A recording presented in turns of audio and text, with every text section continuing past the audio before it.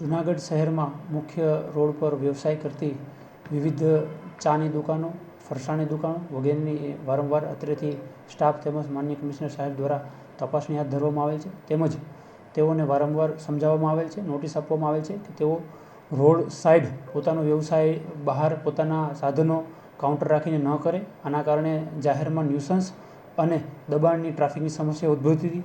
આમ છતાં અમુક ઇસમો દ્વારા આ પ્રવૃત્તિ ચાલુ રખાતા આજરોજ માનનીય કમિશનર સાહેબ દ્વારા રૂબરૂ વિઝિટ કરેલ છે અને સર્કિટ હાઉસ પાસે આવેલ 2 ચાની દુકાન રૂબરૂમાં આ પ્રમાણે જાહેરમાં ન્યુસન્સ દેખાતા બંને દુકાનો સીલ કરવામાં આવેલ છે. આ ઉપરાંત સરદાર ચોક પાસે આવેલ જય બેકરી નામની દુકાન પર મુખ્ય રોડ ઉપર દબાણ અને ન્યુસન્સ ફેલાવતા એ દુકાન પણ સીલ કરવામાં આવેલ છે.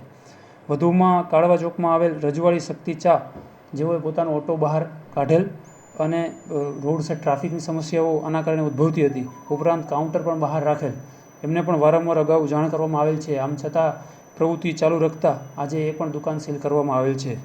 વધુમાં એમજી રોડ ઉપર આવેલ જલારામ ફરસાણની દુકાન પણ ન્યુસન્સ કરતા, ટ્રાફિકને અડચણરૂપ કરતા અને બહાર ઓટલો કાઢેલો હોય એ જણાતા એ દુકાન પણ આજે સીલ કરવામાં આવેલ છે.